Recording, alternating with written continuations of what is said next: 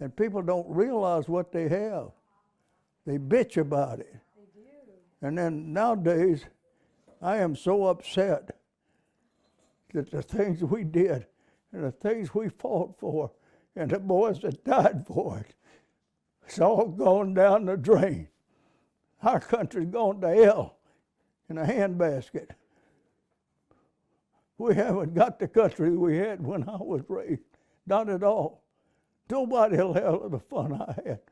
Nobody will have the opportunity I had. It's just not the same. That's not what our boys, that's not what they died for. I just...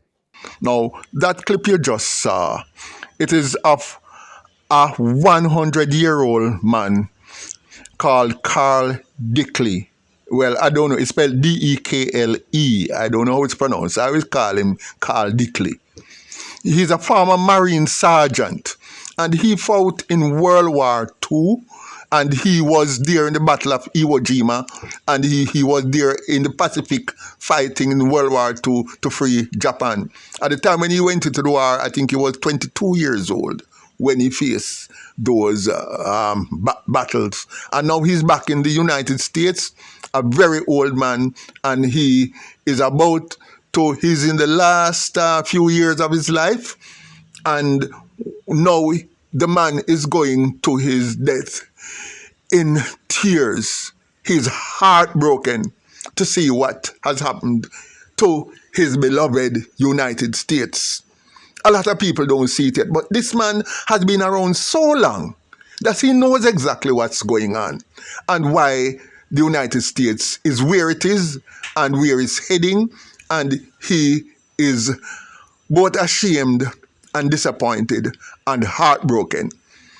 Now, as I said in the title, America is on its way to becoming the SHITE whole country of the entire world, along with all its NATO allies. And the third world countries are on the rise. And remember that a few videos ago, I had told you about BRICS, the BRICS countries, BRICS, and this was about 2 weeks ago or less.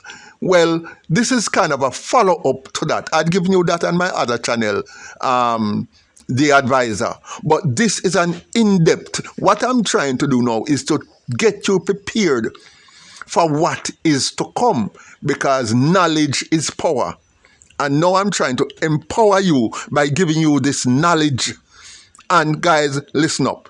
Now, I'm not going to make this a long video because basically I don't want it to lose focus on what I'm trying to say. So what I wanted to do is to take a look at this man. Try to remember his face. Rivet his face in your brain. The reason why I'm telling you to do this is because while America is on the way to becoming a third world country rocked by everything in decadence that you can think of, this man is on the rise. This man may turn out to be the second most powerful human being on earth after President Putin. I know it may sound frivolous to some people who don't understand world affairs and who don't understand what's going on, or who don't know the history of what is happening here, are even aware of what's going on now. But this is one of the deepest videos you'll ever see if you are deep enough to take it in. Now, what I'm going to do, this man, his name is Julius Malema. And he is the opposition leader in the South African Parliament. Now, he is slated to become the president of South Africa later this year or early next year. And this is a very militant guy. And this guy is no nonsense. And South Africa is not only an extremely powerful country educationally, technologically, financially and all of that, but it is also one of the 5 BRICS countries who have now surpassed and are circumventing the hegemony of the US dollar, which is sinking the United States today. And with him siding with Putin and him being the militant person he is and being a part of BRICS, believe me, this world is in for a solid shake-up. A shake-up that has never been seen on planet Earth. And it has started. But now I'm going to introduce you to the man. And listen to this man and just listen to what he has to say right now. Russia imposed sanctions on apartheid South Africa. Here you are violating the rights of black people. The same Russia. But when the people were shot here in Sharpeville, America never imposed sanctions on apartheid. America worked with apartheid. America supported apartheid. America never punished apartheid for violating the rights of black people.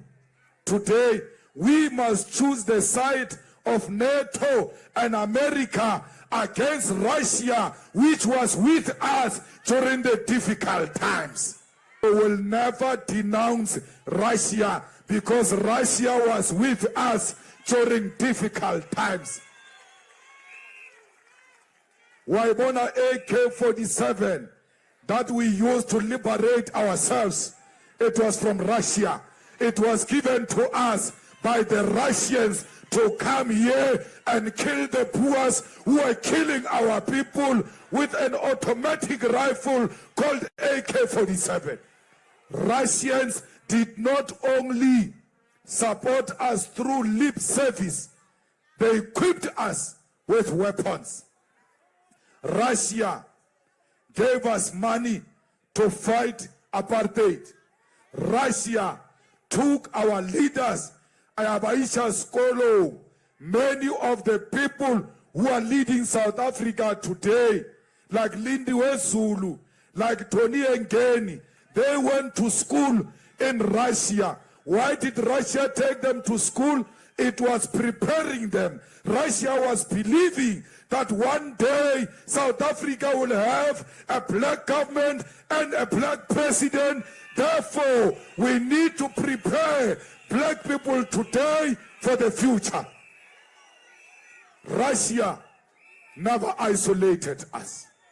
Today, we are here to say to NATO, we are here to say to America, we are not with you. We are with Russia.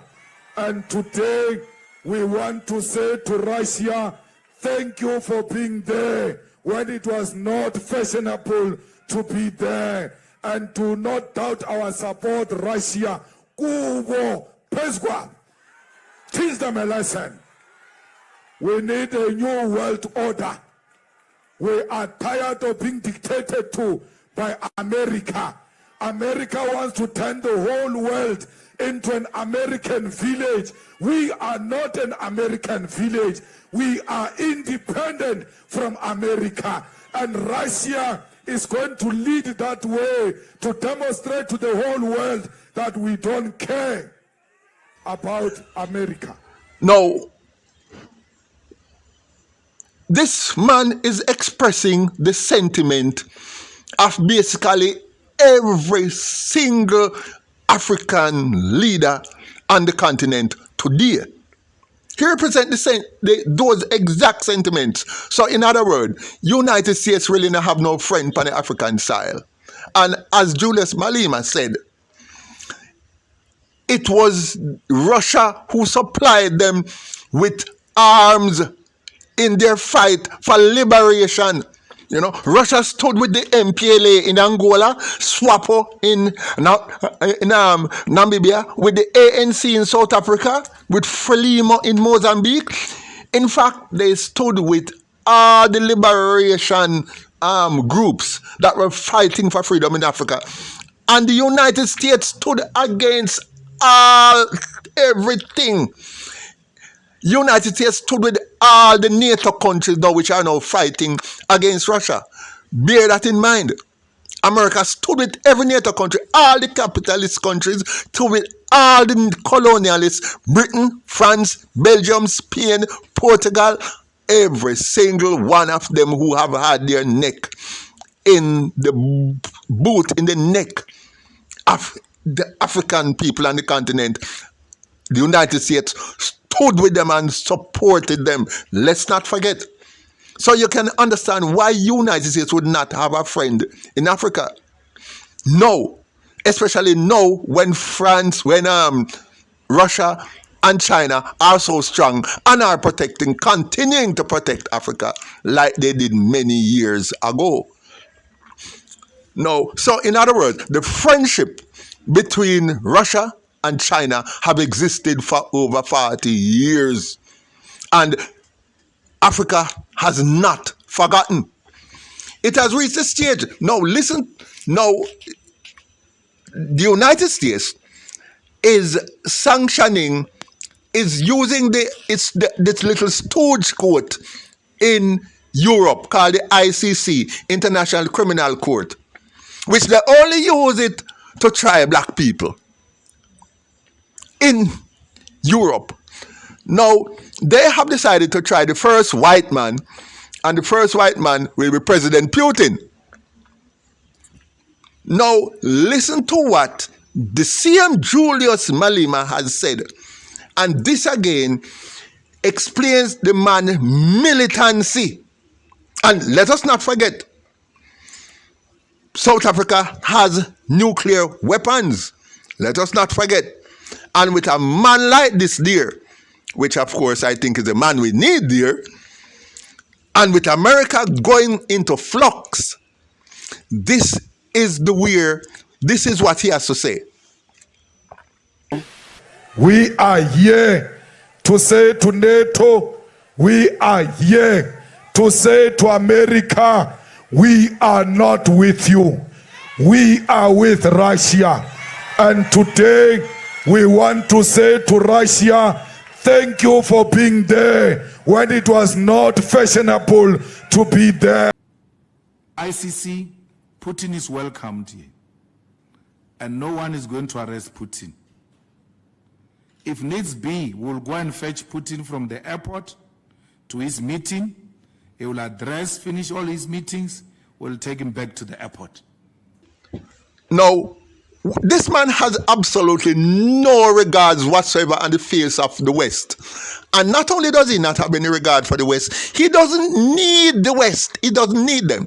Once he has Russia, China, Brazil, and now he has Saudi Arabia, and all the other countries are rushing to join with South Africa and BRICS. US is left out in the cold. It will be a shite hole country in no time. Let's watch for it. Do not forget that just a month ago, 3 US banks flopped. And don't remember, 3 more are about to be announced flop. All US banks are now going out. US dollar will be worthless soon. I had said it when I put out the first video about BRICS on my The Advisor channel. Take heed, people. Go on YouTube. Educate yourself. Now in part 2, I will tell you how US actually got there and how United States did this to itself. Now, thank you guys for watching. Like, share, leave a comment below, and I see you in my next video.